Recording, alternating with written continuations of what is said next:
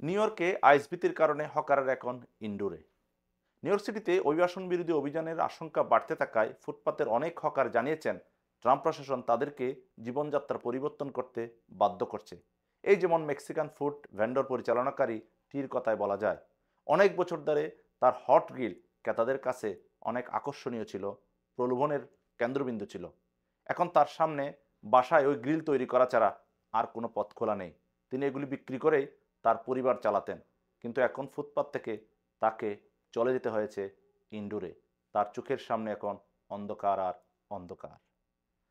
তিনি বলেন, আইস আমার আশপাশে, আমার বাড়ির সামনে চলে এসেছে।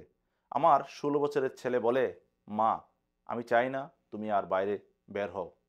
তীর মনে ভয় তাকে হয়তো তার 3 সন্তান রেখেই এখান থেকে পাঠিয়ে দেওয়া হবে অন্যত্র কোথাও।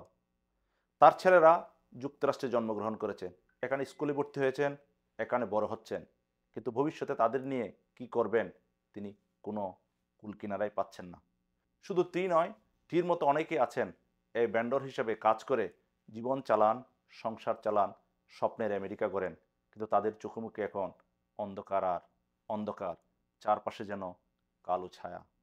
স্ট্রিট ভেন্ডরদের পক্ষে কাজ করা দি স্ট্রিট ভেন্ডর প্রজেক্ট জানিয়েছে, অভিবাসন বিরোধী অভিযানের কারণে অনেক ভেন্ডরেই ইনডোরে চলে যেতে বাধ্য হয়েছে। আর ইমিগ্রেশন রিসার্চ ইনিশিয়েটিভের হিসাব অনুযায়ী নগরীর 96 ভাগ স্ট্রিট ভেন্ডরই অভিবাসী।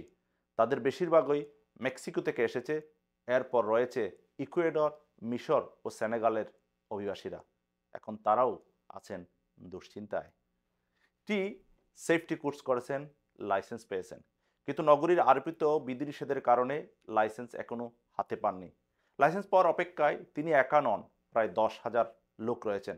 তাদের সবাই এখন আতঙ্কে, কারণ তারা আর ফুটপাতে নেই, তাদেরকেও যেতে হচ্ছে ইনডোরে। দর্শক, ভীষণ ভালো থাকবেন।